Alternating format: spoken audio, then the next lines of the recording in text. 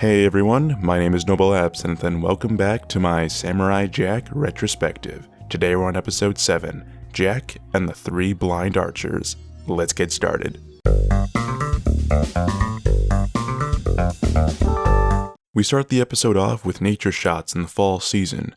As we'll later see in the episode, this will indicate a significant time lapse as the main part of this episode will take place in the dead of winter. We get some shots of some rabbits that fit very well in the scene, and immediately we get ourselves a stark contrast with a bunch of ugly, mechanized Viking robots storming forth. They're all clones of one another and are led by a Viking commander sporting a red arrow in the head. Haha, take that Skyrim guard, Samurai Jack did it first. This whole march takes up a pretty sizable part of the opening act and initially sets us up for these guys to be the big part of the episode. They come in with a mixture of futuristic tech like dragon-headed flamethrowers and spinning saw blades on modified tanks, but is contrasted by a wooden design. I also noticed that these robots have the same sound effect as the Beetlebots we saw in episode 3, so that's kinda neat.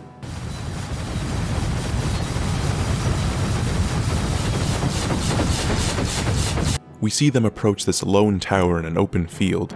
It would seem like a bit overkill to take on such a small fortress, but this is where you'd be wrong. The robots all seem to carry a grudge with this place as we can see them clenching their weapons angrily.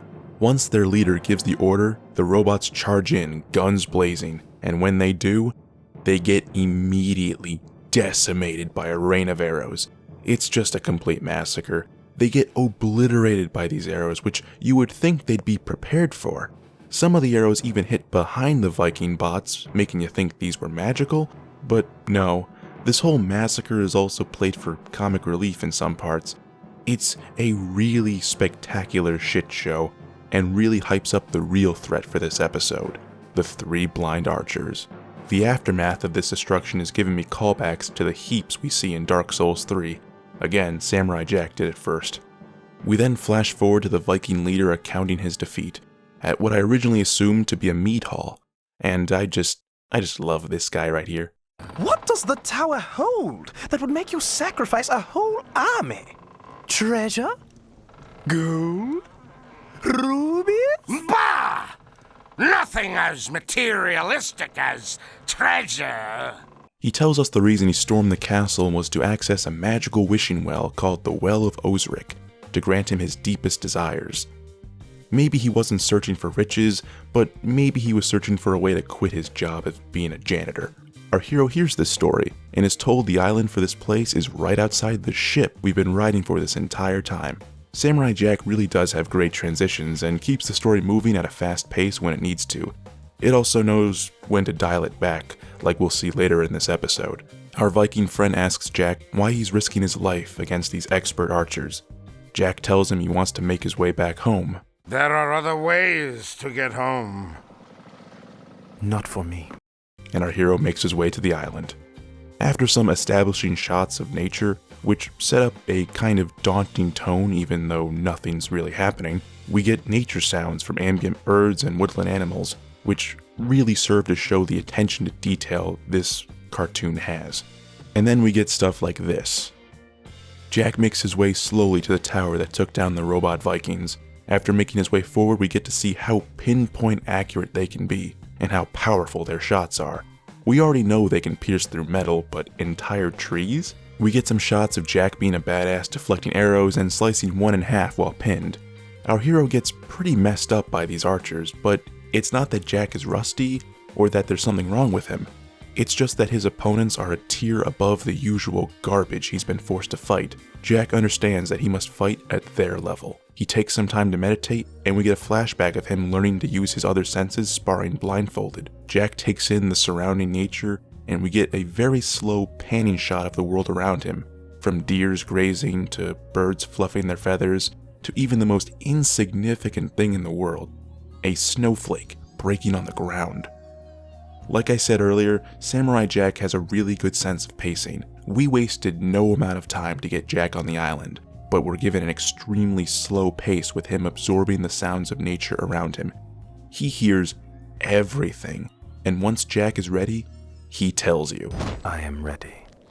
SpongeBob would be so proud. Jack readies himself in his tighty-whities, which will become a running theme in this series, believe me, and charges at the castle. What we get next is a lot of really cool shots of Jack dodging the arrows.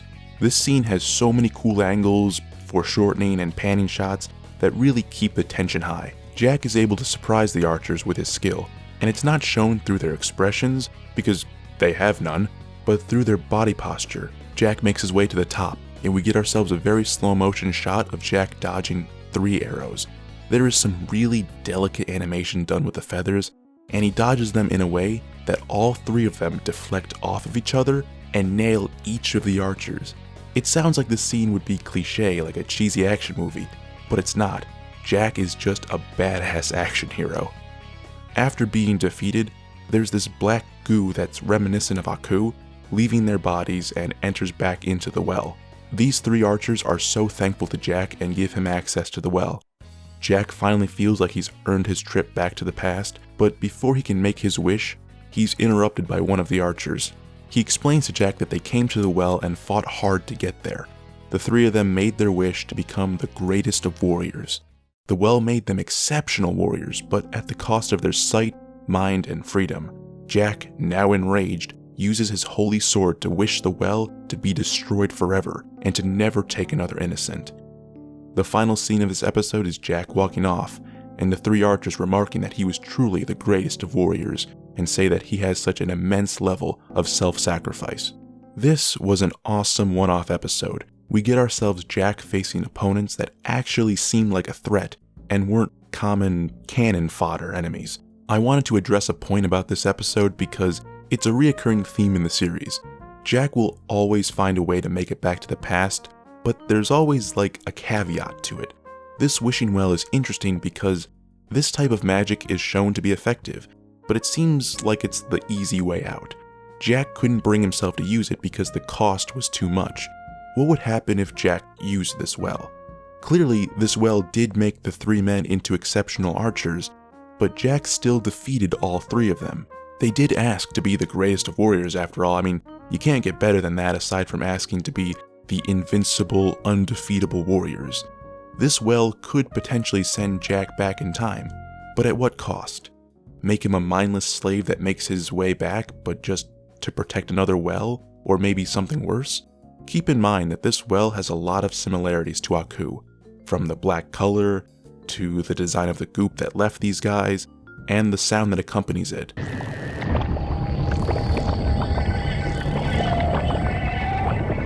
That's the theme of Aku. Jack can't risk using something faulty to go back in time. He needs to find the right way back. And it's a shame that when he does, he gets fucked over. There are ways to go back in time, and while it's not common, there's enough potential options to keep Jack motivated to continue his quest. Since this is the 3rd time Jack has been screwed over on a way back home, I wanted to talk about linear time travel versus multiverse theory. Which one would you guys prefer Jack to deal with in Season 5? For those of you who don't know and want the abridged version of these two, linear time travel deals with time existing on one continuous line. Each event takes place after the other in a sequence.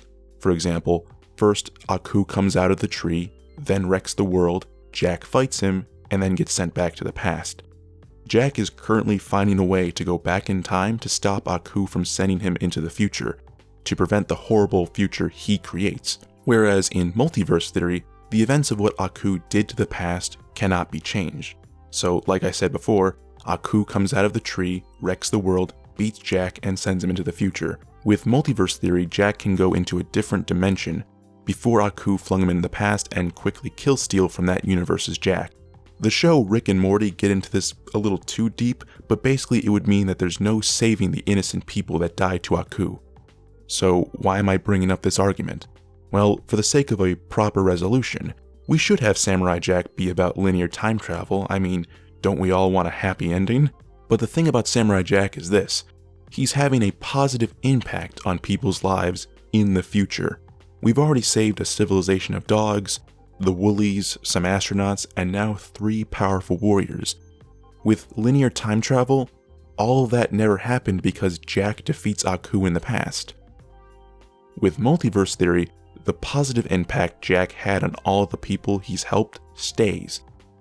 but all the people we've seen in episode 1, the people who made him who he is today, die or get enslaved. There is no good answer for Jack, and with multiverse theory being used in popular fiction like Dragon Ball Super and Rick and Morty, maybe Samurai Jack Season 5 will shed some light on this. This on its own deserves its own video at some point, perhaps after the retrospective, but I wanted to bring it up since I thought it was worth mentioning. Again, I want to hear your opinions on this because it's something to think about. Anyway guys, thank you so much for watching. As always, if you want to stay tuned on the series, you can subscribe and tick that chime next to it to stay updated. Likes and shares are always appreciated, and I do read every comment, so please tell me how to improve this series and what else you'd like to see on this channel. Well, with that being said, I'll see you guys in the next video. Peace.